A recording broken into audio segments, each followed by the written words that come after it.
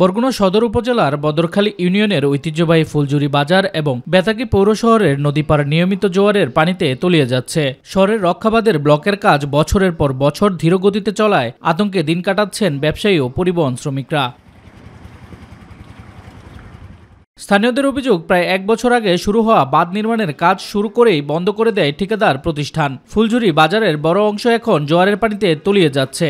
দিনকে দিন নদীগর্ভে বিলীন হচ্ছে বাজারটি। এখানে ব্লক আসার কথা, কিন্তু ব্লক আসে না। পানিতে তলাই যায়, ভাঙ্গিচুরা নদীতে যাইতে আছে। ব্লকটা হইলে মনে হয় যে পানির চাপটা কম থাকবে, কিন্তু এই একটু জোবা হইলে এই রাস্তাঘাটে পানি উঠে আমাকে দোকানপাট তলাই যায়। এই বাজারে জোবার পানি উঠে ভরিয়ে যায়, অনেক ব্যবসায়ী ক্ষতিগ্রস্ত হয়, লক্ষ লক্ষ টাকার মাল ভিজে পুড়িয়ে যায়। শুধু ফুলঝুরি নয়, একই অবস্থা বেতাগী পৌরসভার নদীপাড়েরও। সড়কের অনেকাংশে ইতিমধ্যে নদীতে বিলীন হয়ে গেছে।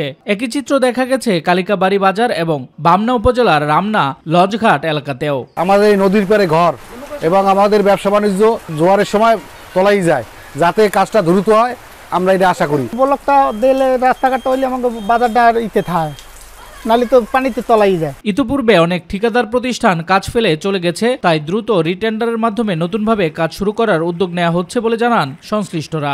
বিষখালী নদীতে যখন পানি বাড়ছে, রাস্তাটা ভেঙে যাচ্ছে, কাজেই কাজটা যত দ্রুত করা যায় তত ক্ষেত্রে আমাদের এই প্রকল্পের যে উদ্দেশ্য সেটা বাস্তব। একটা প্যাকেজে ঠিকাদারের অগ্রগতি কম থাকা, ইতিমধ্যে আমরা সেই ঠিকাদারের কার্যাদেশ বাতিল করেছি। ইতিমধ্যে সাইটে মোবিলাইজেশন হয়েছে। আমরা আশা করতেছি এই মাস থেকেই আমরা পুরোদমে কাজ শুরু করতে পারবো। বারবার আশ্বাস নয় ফুলঝুরি বাজার এবং বেতাগী পৌর শহরের মানুষের একটাই দাবি, যত দ্রুত সম্ভব শহর রক্ষাবাদের কাজ সম্পন্ন করা হোক। শামস তাবরিজ উচ্ছ্বাস, মাই টিভি নিউজ ডেস্ক।